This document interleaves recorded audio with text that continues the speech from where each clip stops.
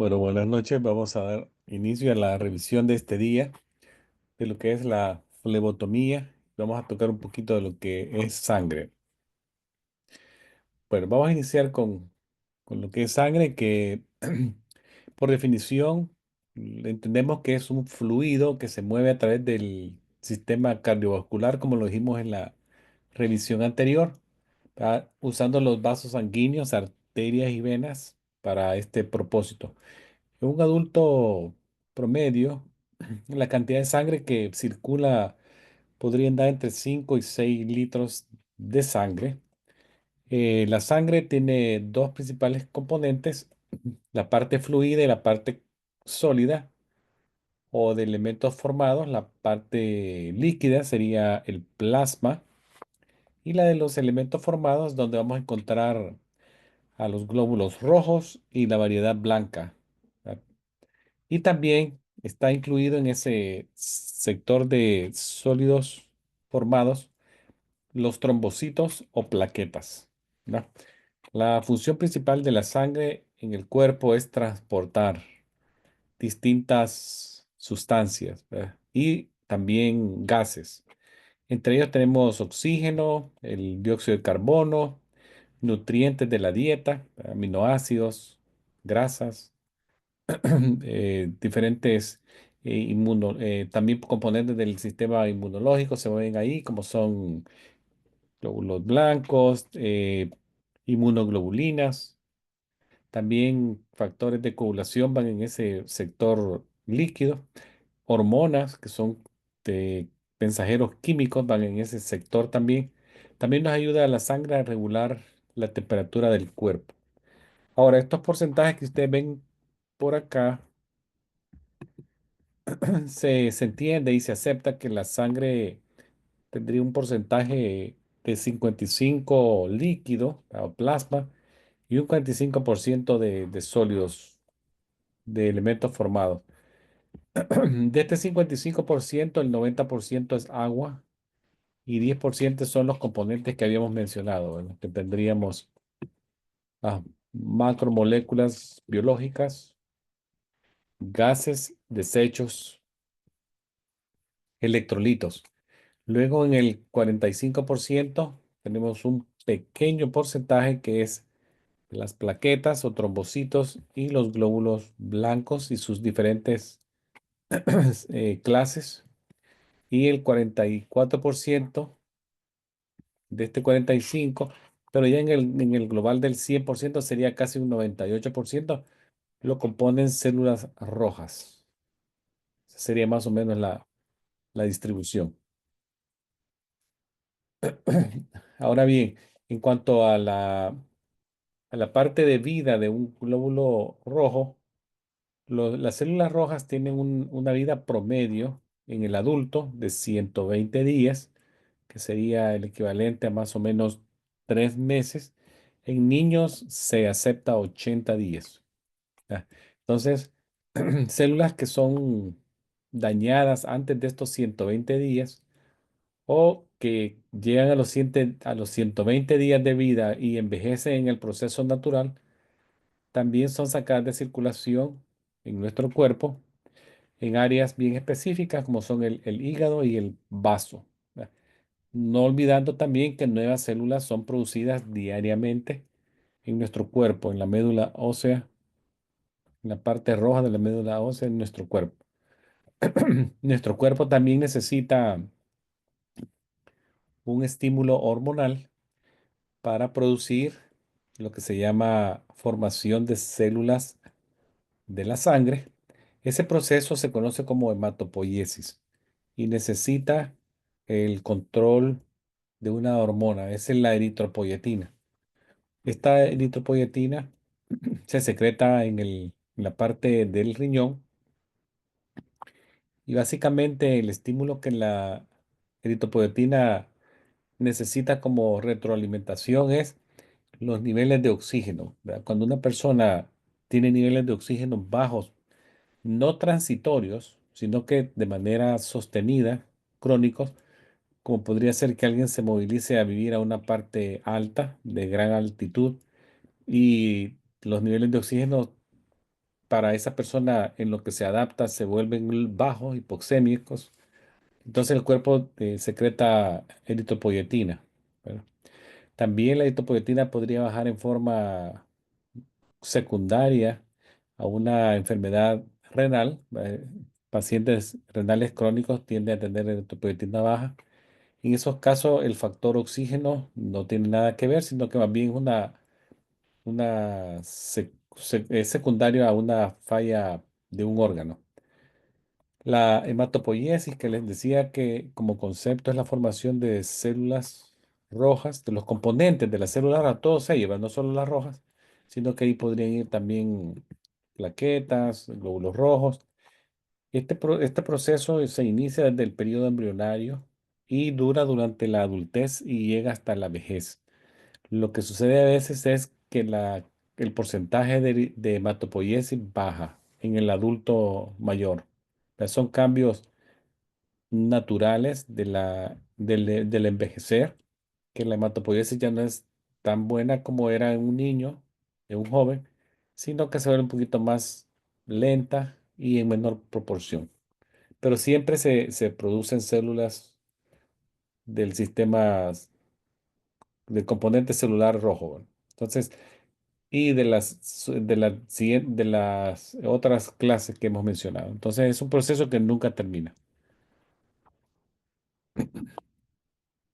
Ahora, vamos a hacer a mencionar la diferencia en lo que es plasma y qué es suero. Bueno, básicamente los dos son fluidos, los dos son partes líquidas de la sangre que permanecen una vez las células se separan de ellos. Y esto se hace a través de una centrífuga. ¿Ve? Pero hasta ahí es la similitud de los dos, de ser porciones líquidas. El plasma, como lo vemos aquí en la parte izquierda de la pantalla, es la porción líquida que permanece, pero en este caso hemos prevenido la formación de un coágulo poniendo en el tubo un eh, aditivo químico. Entonces, cuando el adicionar un aditivo químico inhibe la coagulación, entonces no se forma un coágulo, la sangre permanece en condición fluida. Entonces, cuando se hace la centrífuga, se separa la parte líquida y la parte sólida. El componente que es líquido se conoce como plasma. Al contrario es en la parte derecha de la pantalla donde vemos que sí se formó un coágulo. En estos casos no se puso un aditivo químico, se dejó que la sangre coagulara por su proceso normal, ¿verdad? Con la participación de factores de coagulación que se van a gastar, no se van a encontrar en el proceso. Entonces vamos a encontrar siempre la formación de un fluido cuando lo ponemos en la centrífuga, de este que aparentemente se ve como un tubo coagulado. Cuando lo forzamos a una gran velocidad, siempre logramos separar los sólidos de la parte líquida, pero en este caso lo vamos a llamar suero. ¿Verdad? El suero no contiene factor de coagulación y muchos laboratorios utilizan el suero para hacer los análisis. Pero también vamos a ver más adelante que hay unos análisis que utilizan plasma y sangre completa. Y es la parte que viene ahora. La sangre completa básicamente es la sangre que sale de un individuo para ser transfundida a otro individuo. En este caso, la sangre completa tiene todos sus componentes intactos, como podrían ser factores de coagulación, la parte sólidas, todo eso. Pero antes de ser transfundida a una persona, tiene que pasar un proceso de análisis, ¿verdad? Para ver que la sangre no tenga ningún componente patológico que nos vaya a producir una enfermedad en la otra persona. Son pasados por una rigurosa cantidad de exámenes y ya cuando se ve que la sangre es segura para consumo, ya entonces pasa a ser parte de un banco de sangre. Estas bolsas de sangre completa también son debidamente identificadas en cuanto a su tipeo, su fecha de vencimiento, algún aditivo especial que se le ha agregado. Son identificadas con barras para escáner y ya puestas a disposición de los laboratorios y hospitales y clínicas en necesidad de una transfusión. Vamos a hablar un poquito de lo que es la flebotomía actualmente, una revisión. ¿Dónde se practica y por qué se practica? Vamos a ver primero por qué se practica. Bueno, se practica para la, el análisis, para un monitoreo y un fin diagnóstico. La sangre nos sirve de fin diagnóstico para distintas enfermedades. También nos ayuda para hacer monitoreo de cómo un proceso está cambiando en el cuerpo, como podría ser alguien que está bajo un tratamiento médico, cómo está cambiando la parte química. Si alguien está, que era un hipotiroideo y está recibiendo tratamiento, el análisis del TSH, todo eso se puede monitorear un paciente a través de la sangre o se puede diagnosticar una enfermedad a través de la sangre. También se utiliza la sangre para fines de transfusión, como dijimos, para abastecer bancos de sangre y transfusiones en pacientes. También se puede hacer para remover sangre de forma terapéutica, pacientes que tienen policitemia. Esta es un desorden mieloproliferativo crónico en el cual la médula ósea de estos pacientes producen cantidades anormales altas de glóbulos rojos. Entonces el tratamiento podría ser sacar sangre en estas personas 300 a 500 ml por vez y de esta manera reducir la cuenta de glóbulos rojos hasta que obtengamos un hematócrito de 45 o el equivalente a 15 gramos de hemoglobina. Yo conocí a una señora que tenía esta patología, la policitemia vera, pero me comentó ella, porque me llamó la atención y le pregunté que cuántas veces le habían hecho una sacada de sangre con fines terapéuticos y ella me dijo que solamente se le habían hecho 2 veces en su vida. Entonces, hay otras formas actualmente de controlar estas enfermedades sin necesidad de sacarle sangre. El médico, el hematólogo, va a encontrar formas terapéuticas, médicas, para no llevarlas a las sangrías y bajarles los niveles de hemoglobina en la sangre, ¿va? Ahora, los métodos que se ocupan para la flebotomía actualmente son punción de un vaso, que sería la venopunción, o la punción de la piel, y de esa manera también obtener sangre capilar, que sería la punción capilar. Son los dos métodos conocidos. Bueno, ahora bien, también recuérdense que el flebotomista, habíamos dicho que era una persona que en el caso de usted van a ser personas que se van a entrenar para sacar sangre, ¿va? Entonces, vamos a hablar un poquito más adelante de lo que es la anatomía del antebrazo de un paciente, para que sepan las arterias y todo eso. Lo demás va a ser la práctica ya en la clínica. El conocimiento del equipo también, vamos a hablar un poquito del equipo en los minutos más adelante, vamos a hablar un poquito del equipo que se ocupa. Eh, en cuanto a esa diapositiva que les dejo ahí, es más que todo para traerles a consideración lo que es la transfusión de sangre en paciente. Pero entonces, en estos casos, es la donación de sangre de manera voluntaria que hacemos en diferentes momentos de nuestra vida. Entonces aquí dice salvar una vida dando sangre. Este procedimiento es bastante rápido. Utilizan catéteres gruesos que sacan sangre bien rápido. Entonces esta bolsita que ustedes ven acá se llena más rápido de lo que uno se imagina. Uno cree que se va a estar ahí sentado mucho tiempo y antes de lo que uno cree ya esto está lleno y ya le está diciendo la técnica flebotomista que ya terminó todo y ya se puede levantar, ¿verdad? Entonces, en estos casos es muy valioso cuando hacen estas campañas para obtención de sangre, ¿verdad? Cuando se pueda donar hay que hacerlo. Vamos a hablar un poquito de lo que es la parte legal de la flebotomía. No olvidemos que el procedimiento es un procedimiento invasivo en donde el paciente tiene que dar un consentimiento, una autorización de forma verbal y escrita. Ya una vez tengamos esas dos cosas, el siguiente proceso es verificar el nombre del paciente completo, ¿verdad? Y su fecha de nacimiento. Esto lo hacemos antes de ponerle cualquier tipo de aguja en su vena ni todo eso. Y posteriormente también volvemos a verificar que el nombre completo que aparece en la etiqueta es el nombre del paciente que acaba de sacar sangre, el flebotomista, antes de poner ese nombre en en el frente del tubo con sangre, ¿verdad? Entonces es antes y después. También el flebotomista tiene que tener además de la habilidad de ser buen comunicador y darse a comunicar con los pacientes en forma sencilla, no con términos médicos, tiene que saber algunas destrezas del oficio, ¿verdad? Como puede ser saber cómo guardar la integridad de la muestra, ¿verdad? Cómo transportarla adecuadamente, en qué tiempo lo necesitan, si es rápido, menos de una hora desde que se sacó hasta el momento de la respuesta, si es tan pronto sea posible, que puede ser hasta 3 horas, o procedimientos de rutina donde no hay mucha prisa de dar el resultado, ¿verdad? Luego puede ser lo de la temperatura, si se transporta en temperatura fría, temperatura ambiente.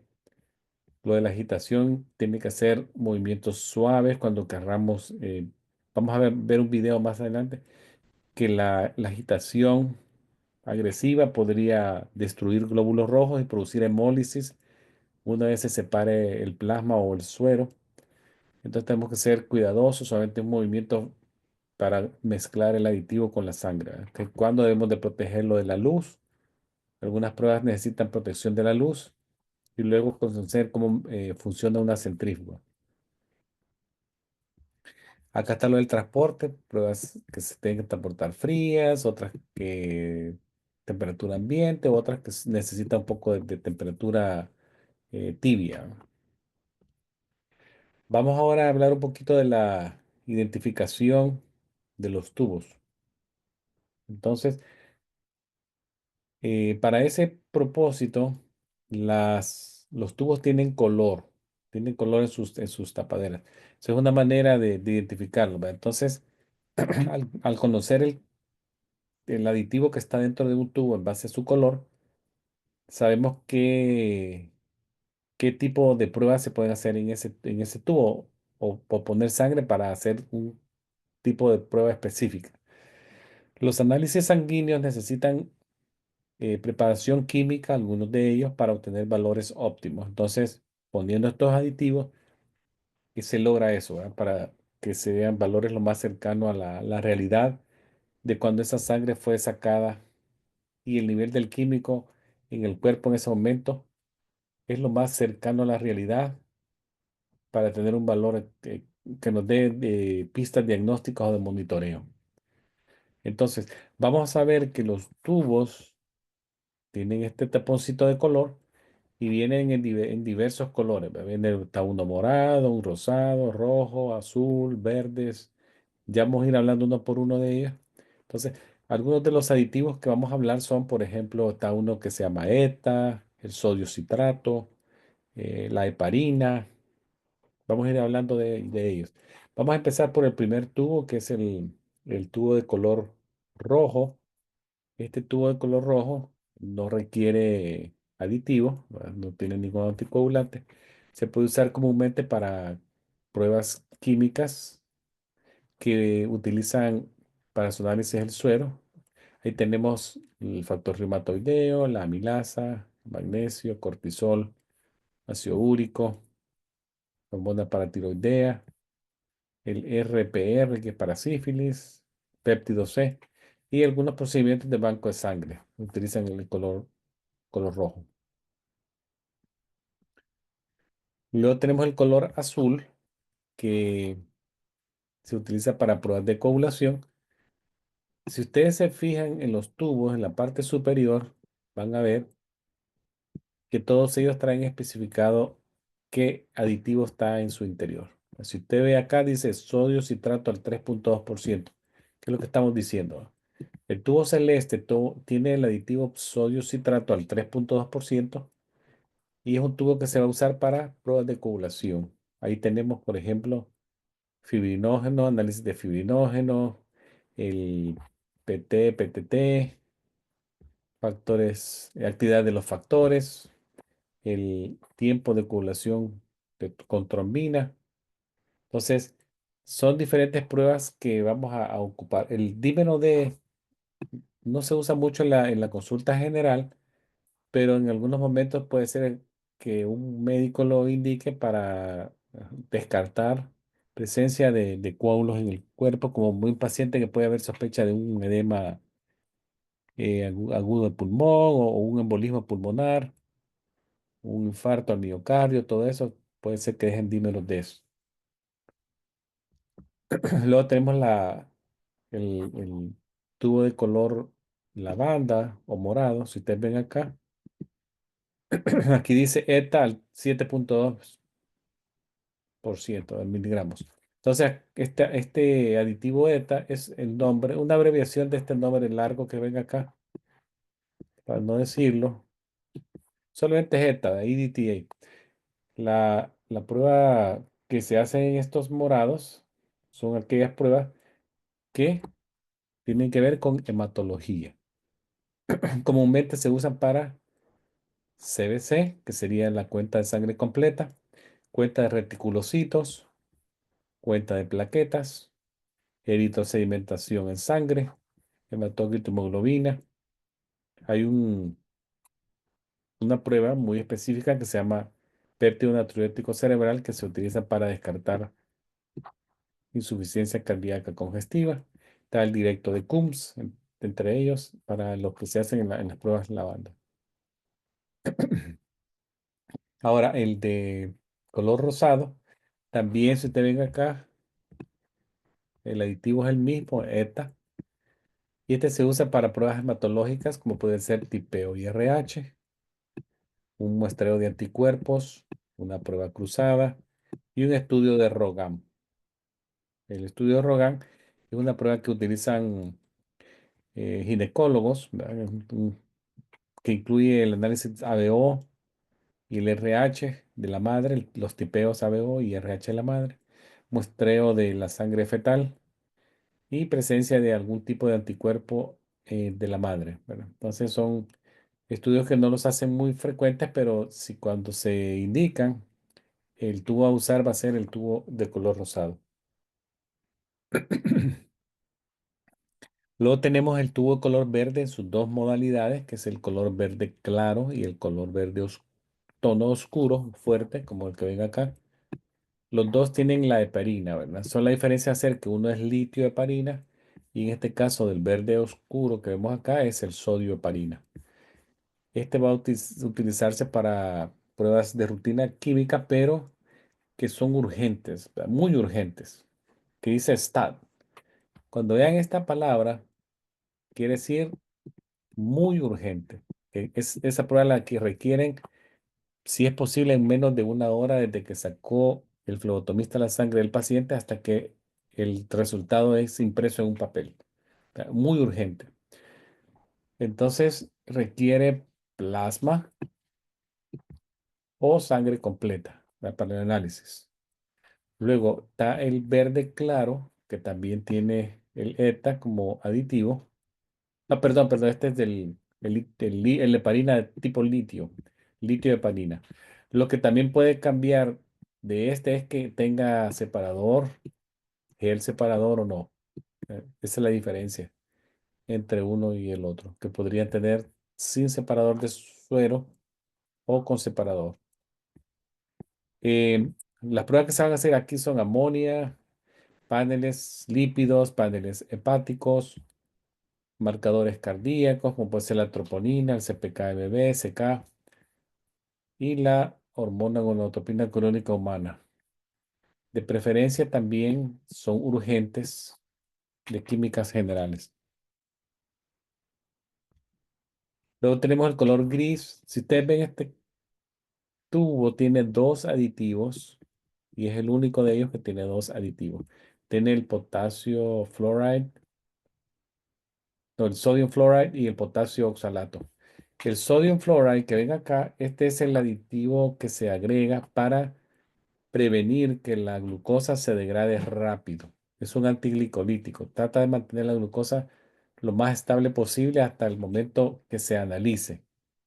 Luego, el oxalato de potasio es el anticoagulante, ¿verdad? Entonces, en estos casos vamos a prevenir que la sangre se coagule y por ende va a ser una prueba que requiere plasma, ¿verdad?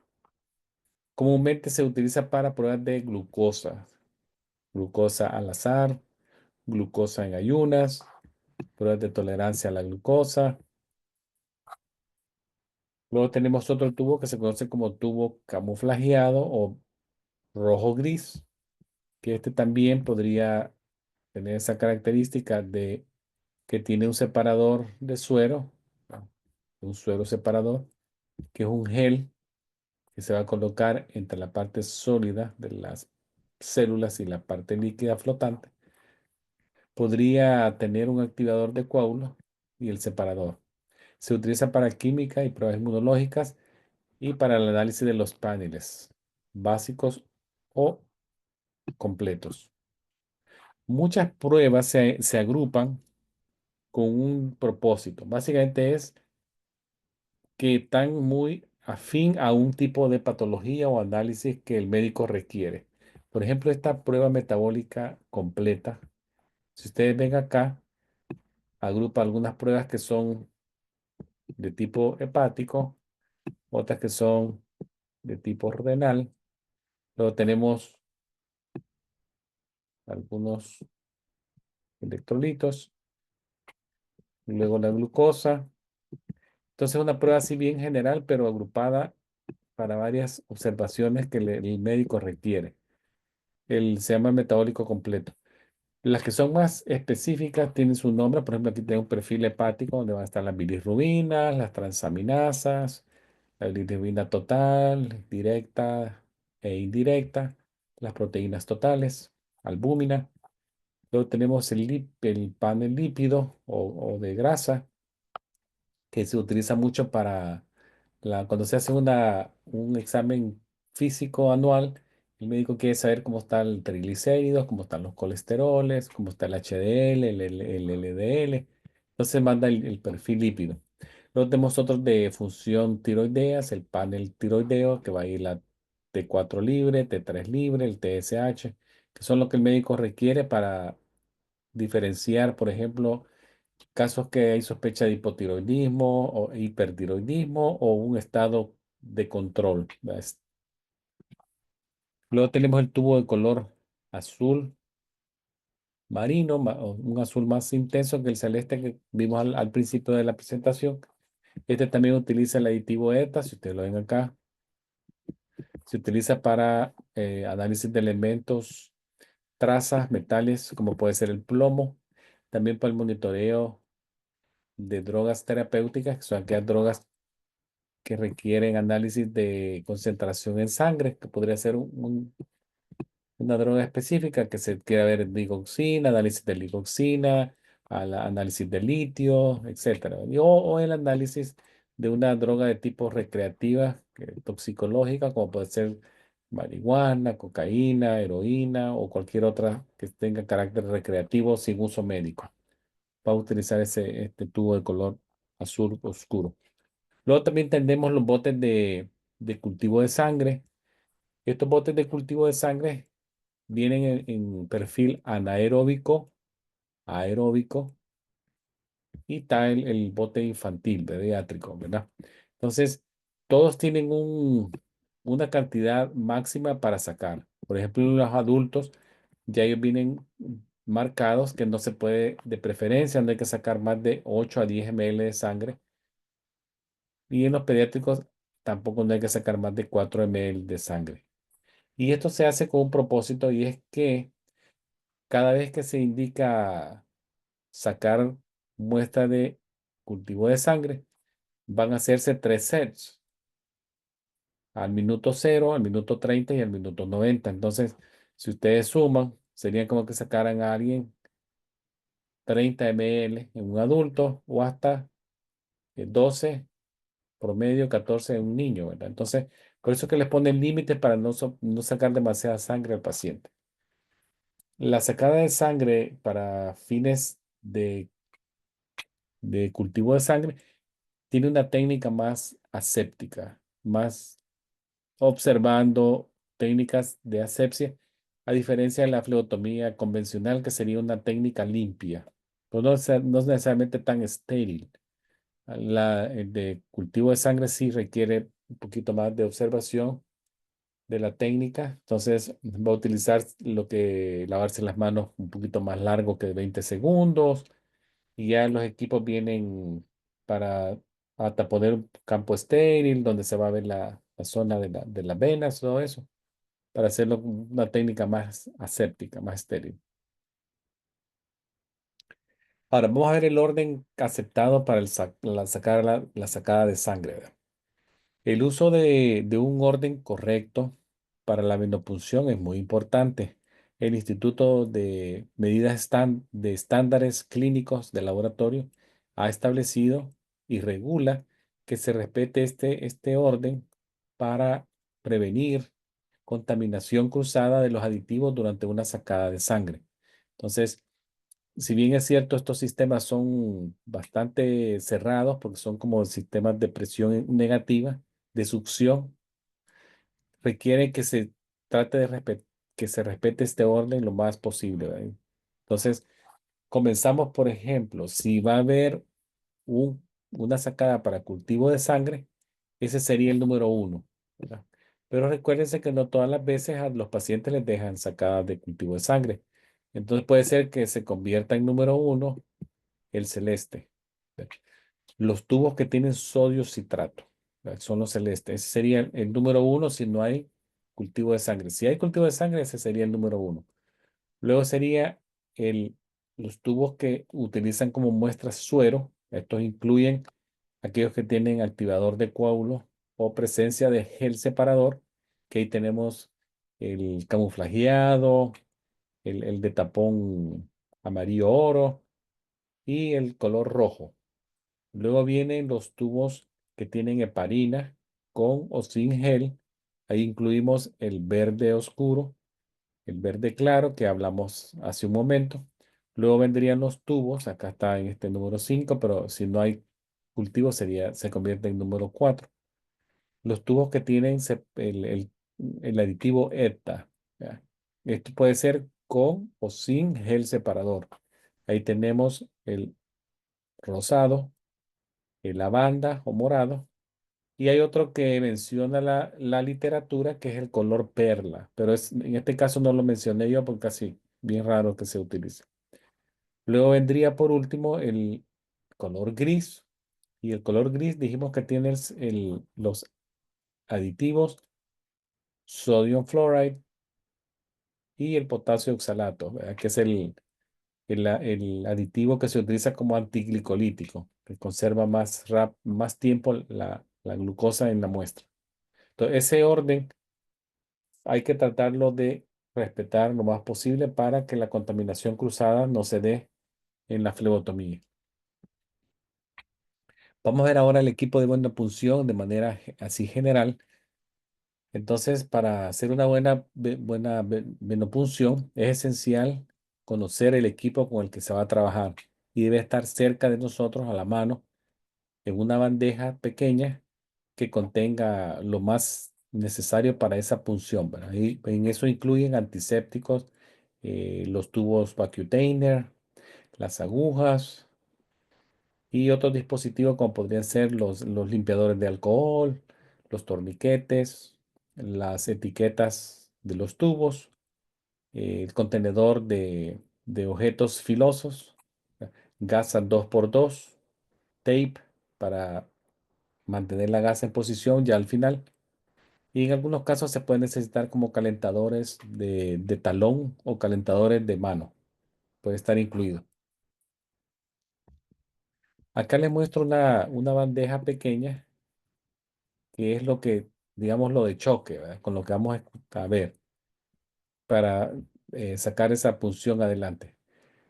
Por ejemplo, tenemos acá el número 7 que es el torniquete. En este caso, un torniquete casi siempre son de más o menos 15 pulgadas de largo y 1 pulgada de ancho. Se tiene que usar uno por paciente. ¿Va? Luego tenemos los Vacutainer, que son los tubos de color, que están codificados por color, que son los que más se usan en los laboratorios para sacar de sangre. ¿Verdad? Entonces, algunos de ellos van a tener anticoagulantes, otros tienen activadores de coágulo, otros tienen preservantes, como vimos el gris. Entonces, que son aditivos que son necesarios que estén presentes en el tubo para que la química sea la más óptima para el análisis. Luego tenemos agujas rectas y unas agujas que ya están montadas en un set. Por ejemplo, acá tenemos el número 5 si vemos para acá, que es una aguja que está montada como en unas alas, que le conoce como alas de mariposa o aguja alada en inglés, ¿verdad? Sería la traducción textual.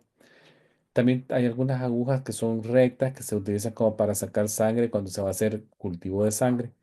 Las agujas que se utilizan pueden ir desde el número 16 hasta el número 30, pero para la flebotomía se utiliza el número 21. Las agujas finas, como podría ser esta de ala de mariposa, es número 25, bien finita. Luego tenemos tape, aquí número 1. Tenemos a esta número 3, que es la aguja número 21. Este número 10, que sería el sostenedor de tubo.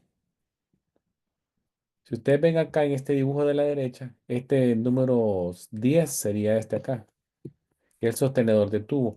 Aquí se va a colocar la aguja. Y esta aguja tiene, si ustedes ven, esta aguja tiene dos puntas. Una que va hacia el paciente y esta aguja interna que va a perforar la parte plástica del tubo para que la sangre se colecte en el interior del tubo de manera segura. El equipo de punción capilar es muy similar, solamente algunos detallitos que se ven que son muy característicos para la punción capilar, que como podrían ser que vamos a ocupar lancetas, eh, algunos colectores que son pequeños, porque la sangre que se saca a través de la capilar es de menor cantidad que un tubo vacutainer, ¿verdad? Son tubos pequeñitos. Van a haber tubos capilares también, sellantes de los tubos, que son como que fueran una plastilina que se le pone a los extremos para sellarlo y que no se salga la sangre, que no se escape.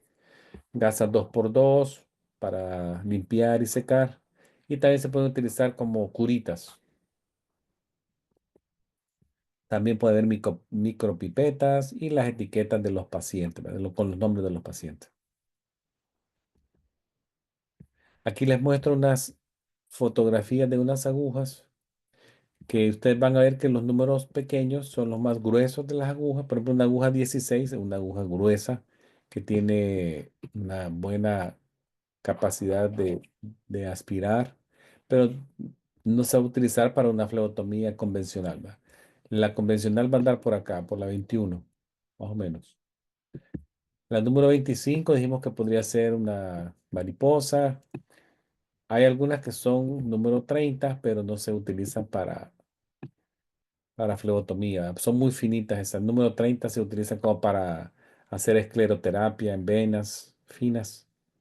Los vasculares la utilizan para ese propósito. O número 28 para inyectar, por ejemplo, Botox o todo eso. Pero no nada que ver con la flebotomía. Son para otros propósitos. Ahora vamos a ver lo que es la venopunción. Cosas que hay que tener en mente, ¿verdad? Cuando tengamos una flebotomía que hacerla, siempre tomemos en cuenta precauciones que son necesarias durante la colección de sangre. Por ejemplo, eh, en estos casos, vemos acá la flebotomista está con unos goggles protegiéndose los ojos por una salpicadura, ¿verdad? Se protege las mucosas oculares. En algunos casos podría ser que también se puede poner, si quiere, un face shield, ¿verdad? Que le proteja todo el rostro. Guantes limpios, ¿verdad? Que se utilizan una vez por paciente y se desechan y luego se utilizan otros guantes limpios con otro paciente. La gabacha para protegerse también. El paciente siempre tiene que estar sentado en una silla a 90 grados de respaldo, una plana, con sus pies apoyados en el piso. Si el paciente está muy enfermo o vamos a hablar luego de las complicaciones que tiene ya antecedentes de que se desmaya, lo podemos poner en un recliner, ¿verdad? En un reclinable. Los pacientes que son pequeñitos, como ven este niño acá, ellos pueden estar sentados en las piernas de su mamá, de su abuelita o de la persona que lo llevó para hacer el proceso más cómodo. Siempre en niños más pequeños que el que ven en la fotografía, como podría ser un niño lactante, este sí tiene que estar acostado sobre una camilla. La preparación de los pacientes pequeños es un poquito más físico. ya que tenemos que movilizar muchas veces la mano o el bracito del paciente con algún dispositivo especial para garantizar que la técnica sea precisa y no le vamos a provocar una herida o una lesión al niño durante el procedimiento. Los niños ya más grandes, como puede ser el de la fotografía o ya son escolares y adolescentes, más fácil trabajar con ellos, ya que pueden entender en qué consiste el procedimiento a realizar. Se pueden estar acostados o sentados, según sea necesario, y lo únicamente vamos a tener que sujetarle su brazo suavemente. Cuando el momento de hacer la punción podríamos hacerlo, ¿verdad? Entonces, hay diferentes técnicas. Ahora, para la punción capilar se utiliza el dedo 3 y 4 de la mano y se tiene que utilizar las partes laterales de los dedos, ¿verdad? Recuérdense que en esta parte central tenemos la falange distal, el hueso. Entonces no queremos pinchar el hueso, sino que tenemos que pinchar zonas blandas alrededor. Entonces nos vamos a las partes laterales del tercero y cuarto dedo. Las partes laterales.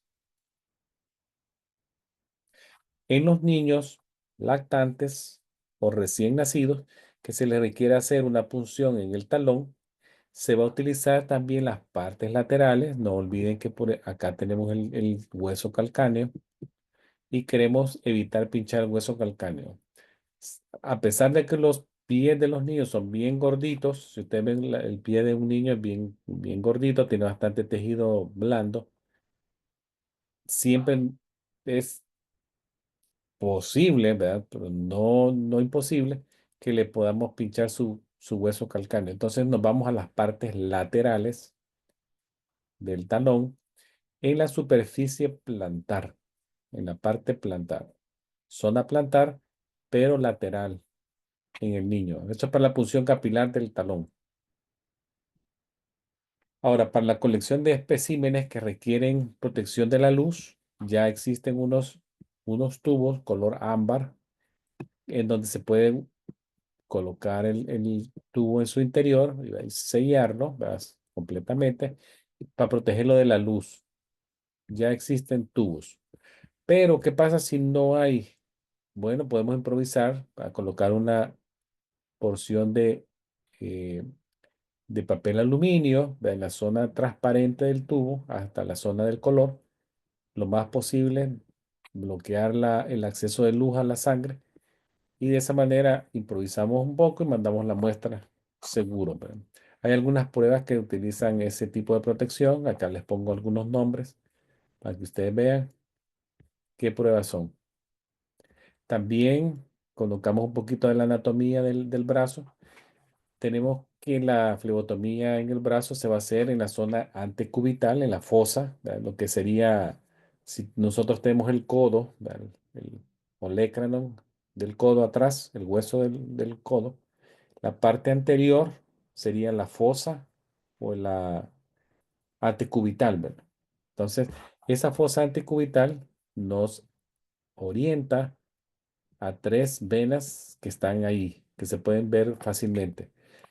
Si tenemos la mano viendo hacia el frente, que sería palma viendo al frente, vamos a ver si usted pone su mano en este instante con su palma viendo al frente, le va a quedar que el dedo 5 va a quedar en dirección de su cuerpo, la medial, y el dedo 1 va a quedar en dirección hacia la parte lateral del cuerpo. Entonces, si usted guarda esa posición y se mueve hacia la parte antecubital, a la fosa, la zona relacionada al número 5, que sería medial en el brazo, es la vena basílica. La parte lateral relacionada al dedo 1 va a ser la vena cefálica. Y hay una unión entre las dos que sería la media cubital. Si usted la pone así, va a ver que se hace como que fuera una H, así. Entonces, lo que queremos es agarrar la media cubital, ¿va? Justo no siempre es factible, casi siempre lo es, pero no siempre. Entonces hay que improvisar un poquito. ¿Cuál es la que le sigue en preferencia? Se podría usar la cefálica, ¿verdad?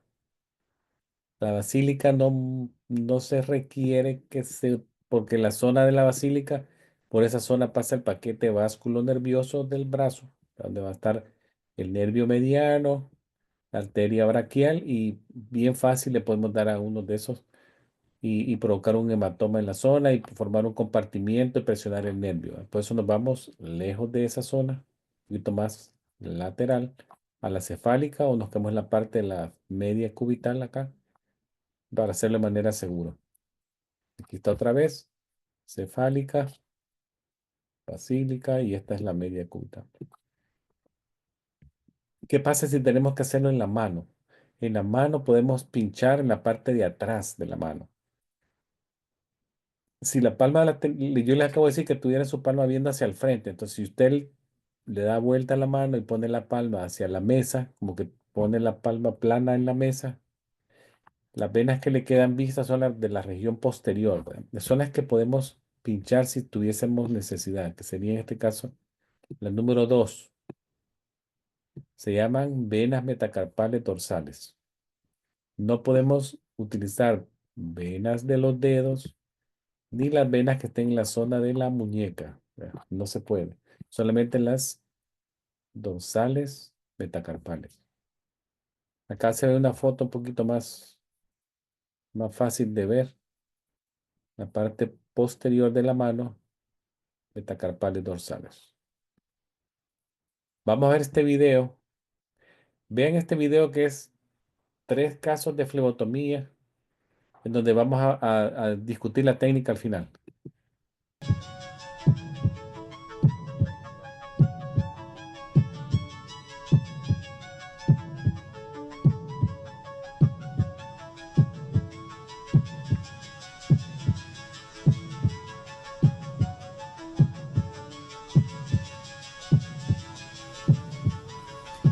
Good morning, I'm Kristen. I'm here to draw your blood today. Good morning.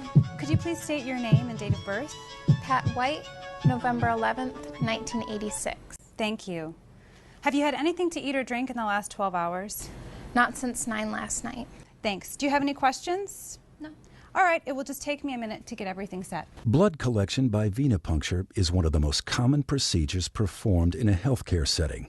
Common, but also complex, requiring knowledge and skill to assure the accuracy and integrity of the samples drawn and to eliminate risk to both patient and healthcare workers. The first step is to accurately ID the patient using at least 2 forms of identification. Does the name and date of birth on the requisition form match what the patient is telling you? Does it match what is on the patient ID wristband? Has the patient followed special orders, such as fasting prior to blood draw? Address the inconsistency first with a requesting physician or healthcare worker on duty. But if the given information does agree, it's time to prepare yourself and the patient for a successful blood draw using proper standard precautions. The phlebotomist washes and then dons a clean pair of gloves before proceeding. Make sure alcohol prep pads, gauze, tape, the correct gauge needles, and required evacuated collection tubes are within easy reach for you, but out of the reach of the patient. Then speak reassuringly to the patient as you position him for the draw. I'm all set here. If you'd please straighten your arm. It'll just take a moment while I apply the tourniquet. Applying a tourniquet slows the flow of blood in the veins and increases venous filling, thus making the veins more prominent, easier to locate, and easier to enter. However, leaving the tourniquet on for longer than 1 minute may affect laboratory test results and should therefore be removed and reapplied if the procedure will take longer than 1 minute. Use your fingertip to palpate the antecubital fossa. To locate the median cubital vein, palpation helps determine the direction of blood flow in the vein, to gauge the vein size and depth, and to estimate its tendency to roll. It also helps differentiate veins from arteries. Unlike veins, arteries have thicker feeling walls and are more elastic to the touch. Use an alcohol prep pad to cleanse the skin around the site. In a fluid, circular motion, swab from the center to the periphery of the site, being careful not to drag the pad back across the cleansed field. Let the area air dry. This prevents contamination of either the patient or the specimen. Grasp the patient's arm firmly with your hand, placing your thumb approximately 2 inches below the intended puncture site. With your thumb, pull the skin taut over the vein to help anchor it in place. Then let the patient know you're ready to make the puncture so the patient won't startle and jump. You'll feel a slight pinch. Position the needle bevel side up and line it up with a vein. Position the needle so that it forms a 30-degree angle with the surface of the arm. With a single, short but firm motion, swiftly insert the needle through the skin and into the vein. Push the evacuated tube onto the needle when the needle enters the vein. As the vein aligns with the needle, blood will begin to move out of the vein up into the needle. Maintain a constant, slight forward pressure on the end of the tube. The evacuated tubes are color-coded based on their additives. Know the types of additives and which color tubes are to be drawn based on requisition. As soon as blood begins to flow into the collection tube, instruct the patient to open his hand and remove the tourniquet from his arm. Removing the tourniquet allows the blood to return to its normal rate of flow through the vein and helps reduce bleeding at the puncture site. A gentle mixing by inversion at least 8 times is required to ensure that any additives in the tube are incorporated into the blood sample. We're almost finished here. Are you doing okay? Fine. Engage the safety device on the needle and use the Sharps device for proper disposal. Applying pressure at the needle entry site immediately after removing the needle will prevent a hematoma from forming and allow hemostasis to seal the wound. Please keep pressure on the gauze pad for several minutes to ensure that the blood flow stops. In this illustration, you can see formation of the platelet plug and the fibrin clot. Applying pressure at the needle entry site immediately after removing the needle will prevent a hematoma from forming and allow hemostasis to seal the wound. In this illustration, you can see formation of the platelet plug and fibrin clot. Apply the ID label on the filled evacuation tube and store it for transport to the lab. The label must include at least the patient's ID number, full name, date of birth, and today's date. Using standard precautions, dispose of needles in a Sharps container. Dispense of all other used non-sharp materials, including used gloves and gauze pads, in an approved trash receptacle. And disinfect all contaminated surface areas. You've just completed a successful blood draw, providing a sample that can be processed for analysis. Fortunately, most blood draws are completed in an entirely professional, skilled, and successful manner. Most, but not all. Poor technique, poor judgment, lack of knowledge, loss of concentration, and undue haste all are factors that can negatively impact the integrity of a sample. Or worse, that can create undue stress and pain for the patient or cause a patient physical harm. Let's take a look. Failure to align the needle perfectly with the vein and failure to insert the needle at a 30-degree angle can result in the needle missing its mark. Poor technique that will require an unwelcome second needle stick. Inserting the needle at too steep or too shallow an angle and not lining up precisely with the vein are 2 common reasons for missing the vein. To the patient, that usually means only one thing: further anxiety and discomfort. But it can have other consequences as well. Serious complications are most likely to arise when targeting the basilic vein, with its close proximity to nerves, which can be permanently damaged, or the brachial artery, which could be nicked. Even with a proper angle, the appropriate needle size must be used. Ready? You're only going to feel a very small pinch this time. It is acceptable to use a smaller needle called a butterfly. However, it should be noted that butterflies are a larger gauge needle, 23 to 25 gauge, and therefore have a smaller bore size. A large gauge straight needle, 25 gauge in this case, may make piercing the vein more certain, but as you can see, the smaller bore size can cause the red blood cells to lyse. While it appeared to the healthcare professional that this blood draw was successful, it's clear once the sample is centrifuged that the choice of needle gauge was a poor one. The selection compromised the integrity of the sample. Aside from these 2 examples of invisible errors, There are many visible signs that a healthcare professional may not be following standard precautions that ensure a quality blood draw as well as a satisfactory customer experience.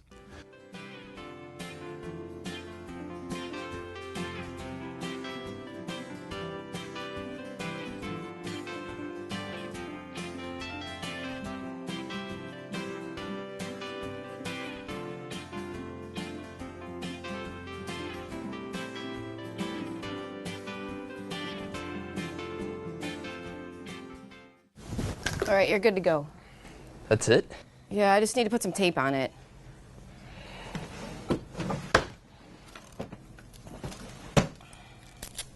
Ah, Band-Aid, that'll work.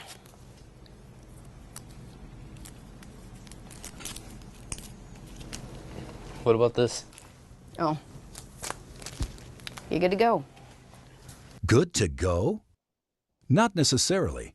Failure to apply pressure on the puncture site immediately following removal of the needle can cause bleeding from the vein into the space around it, forming a hematoma, a collection of blood under the skin surface that will become bruised in appearance and painful to the touch. There are many times, of course, when a single blood draw involves more than the collection of a single sample. You may be required to collect as many as 10 tubes in a single draw, and this requires even greater skill and careful planning to complete successfully. Two keys to a successful multiple tube draw must occur in the planning stage. You need to determine which gauge needle will be appropriate for all tests being requested. And you need to plan the order of the draw to assure the integrity of all samples.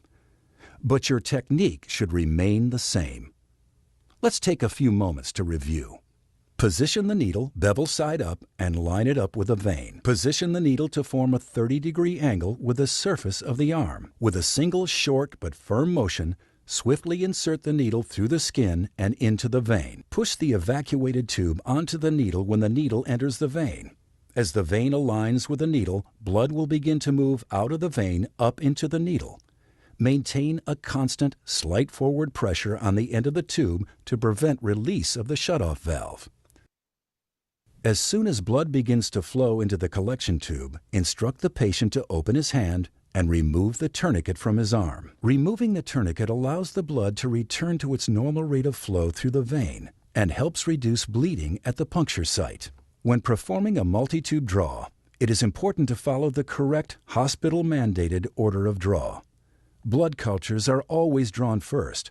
However, in a routine venipuncture, a light blue tube should be drawn first, followed by a red top, gold, green, lavender, and gray. We're almost done here. This is the last tube I need to draw. When will I know the results? I'm kind of anxious about them. Your samples will go over to the lab today, and your doctor will notify you after the results are in. You don't see them?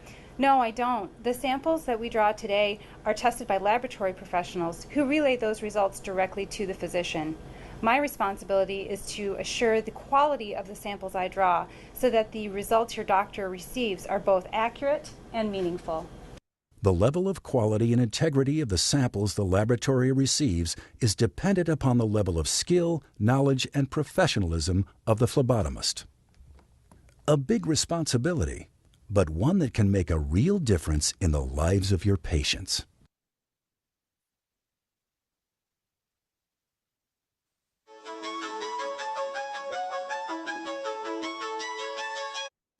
You don't see them? No, I don't. The samples that we draw today are tested. Bueno, vamos a hacer una pausa acá y sacar un poquito de revisión rápido acá. Recuérdense que siempre para hacer la flebotomía dijimos verificar el nombre del paciente, nombre completo y fecha de nacimiento, la higiene de las manos, preparar el equipo.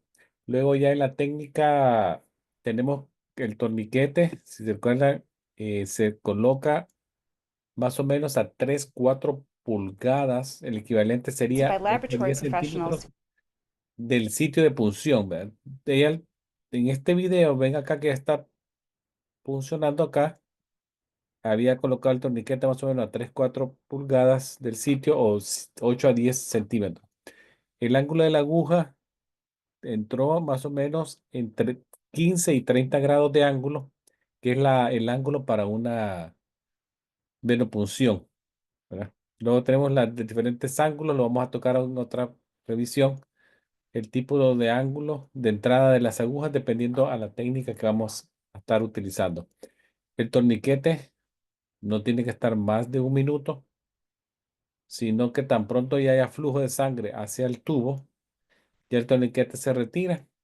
Y si ustedes vieron a ella que Who estaba relay those dando, results directly to agita the physician. My responsibility is la to assure sangre the para quality que of el the samples aditivo I se draw mezcle con la so sangre, that the pero results una your doctor agitación suave receives porque are está both haciendo esto. accurate ¿Ya? and Bueno, pues vamos a continuar.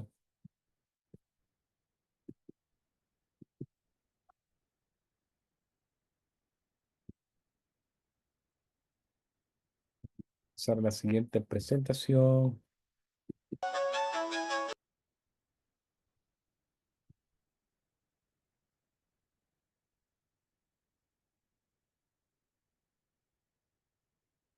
Uy, creo que me salí. ¿Pueden ver la presentación, doctor? Sí, señor, se ve muy bien. Ok. Sí. Vamos a hablar ahora acerca del etiquetado del tubo, que básicamente es una forma de verificar que todo se hizo bien. La etiqueta de los tubos muchas veces nos ayudan y le ayuda al flebotomista que la muestra sea fácilmente identificada durante el proceso de análisis. Identificar la muestra con los datos correctos del paciente es la tarea del flebotomista. Luego escanear la muestra para hacer el chequeo, el check-in de manera electrónica también es fácil, ya que muchos de los datos fueron ya producidos. Muchas de los registros médicos electrónicos producen sus propias etiquetas con la información y usted va a ser solamente responsable de validar que la información en la etiqueta es correcta antes de colocarla sobre el espécimen que recién se colectó. Vean acá, la etiqueta se coloca de manera longitudinal, más o menos a 1 centímetro del borde del color. Longitudinal, para que se pueda leer en escaneado. No se debe poner sobre el color. Aquí hay esta fotografía muestra varios errores. Sobre el color, transversal, el escáner acá está todo ajado. Aquí está diagonal. También acá está sobre el color. Entonces tiene que ser de manera longitudinal y a 1 centímetro más o menos del color del tubo. Las etiquetas ya traen fecha y hora. Usted tiene que simplemente poner la hora de colección específica y sus iniciales en algún sitio acá donde les permita colocarlo. Bueno, torniquete dijimos menos de un minuto para que no se vaya a hemoconcentrar la muestra o nos vaya a salpicar a la cara por la presión. ¿Verdad? Se quita en un minuto o menos, ya una vez haya flujo de sangre hacia el tubo. La posición ya la habíamos hablado. Niños pueden estar en las piernas de sus papás, de los que los llevan a la flebotomía. Los niños más pequeñitos tienen que estar sobre una superficie sólida y el tronco tiene que estar un poquito en declive en relación, no, perdón, el talón tiene que estar un poquito en declive en relación al tronco. La piel tiene que estar sana, no tiene que haber ningún tipo de úlceras, raspones, moretones, cortaduras, señales de infección en la piel, edema en la zona, puede ser una linfedema de un brazo. La superficie, dijimos, plantar lateral es la que se utiliza para la punción del talón y el dedo 3-4 en el adulto. ¿Qué pasa si queremos hacer un, un frotis de sangre? Si se puede, claro que sí, ¿verdad? Lo que tenemos que hacer es conseguir una laminilla limpia, colocando una gota de sangre en uno de los extremos, a más o menos 1 centímetro del extremo, y con otra laminilla a un ángulo de 45 grados, nos movilizamos en el sentido contrario, hacia allá, y distribuimos la sangre de manera uniforme, en un movimiento rápido. rápido. Se puede lograr un frotis fino o un frotis grueso, dependiendo de lo que queramos hacer. ¿Verdad? Eso se llama preparación de un frotis de sangre periférico. Algunas de las complicaciones que se pueden ver durante la flebotomía, aquí se las menciono. La número uno es hematoma, el más frecuente. Luego tenemos potencialmente una alergia. Siempre pregunten por alergias conocidas. Lesiones nerviosas. Dijimos que hay que evitar la zona de la basílica, hacerlo en la mediana cubital o en la cefálica de preferencia. Infecciones muy raras, menos de un 1% está descrito a infecciones. Que el paciente diga que no, siempre respetemos el deseo del paciente, solamente se documenta la negación, pero siempre es bueno indicarle al paciente que entienda el procedimiento de forma sencilla y que se sienta confiado que el procedimiento se va a hacer lo más profesional y técnico posible. También otra posibilidad es que el paciente se pueda desmayar, ¿verdad? Siempre un paciente que ha dicho que se desmayó en previos flebotomías hay que tener precaución, nunca le demos la espalda al paciente. Alguna señal de que puede pasar algo podría ser que pues, se ponga pálido, que empiece a sudar mucho, que empiece a respirar rápido, que se ponga ansioso. Entonces, si el paciente expresa preocupación de desmayo, pongámosle un recliner, ¿verdad? Pero ¿qué pasa si ya está el procedimiento haciéndose y el paciente se desmaya? Remover el torniquete es lo primero, luego saco la aguja del brazo y le pongo el dispositivo de seguridad y por último me quedo parado frente a él, ¿verdad? Así como lo ven en esta fotografía, que esto es transitorio y el paciente va a regresar y se va a poner otra vez alerta, consciente y ya podemos finalizar el procedimiento en ese momento. Acá está esta señora que estaba ya conocida, que ha tenido desmayos o sensación de desmayo antes, entonces la ponen en un recliner para estar más seguro. Otras complicaciones conocidas son que sangre mucho, siempre preguntémosle a los pacientes si están tomando algún tipo de anticoagulante, warfarina, heparina o todos los anticoagulantes actuales que se están utilizando, ¿verdad? Como el Eliquis, hay muchos. Pacientes que tienen antecedentes de fibrilaciones atriales, AFib, toman anticoagulantes y ellos pueden ser que sean candidatos a que tengan que dársele más presión, no solamente 3 minutos o 2 minutos de presión, sino hasta 5 o 7 minutos de presión. Y otra complicación es colocar la etiqueta incorrecta a un tubo de sangre que no era del paciente, utilizar el orden incorrecto. Otra complicación puede ser que un paciente tenga endovenosos activos pasando, entonces eso podría ser que nos dé un poco de problema.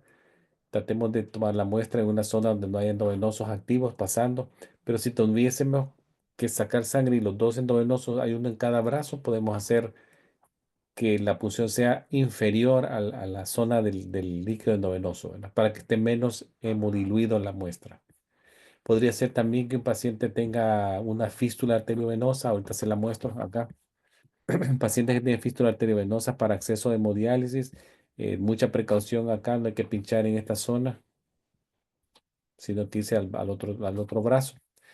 Sitios endovenosos, como les decía, si no es posible, se tiene que colectar por abajo del sitio endovenoso que esté activo pasando algún tipo de líquido si ese fuese el caso, o pacientes que tienen linfedema por alguna cirugía en la zona de la axila, una señora que haya tenido un cáncer de mama, que tuvo mastectomía, disección de ganglios linfáticos en su axila y hubo probablemente daño, algunos drenajes linfáticos de la zona y tiene un poco de drenaje linfático alterado del brazo. Entonces, el linfedema es una contraindicación de tratarse de meter a esta zona que va a ser muy difícil.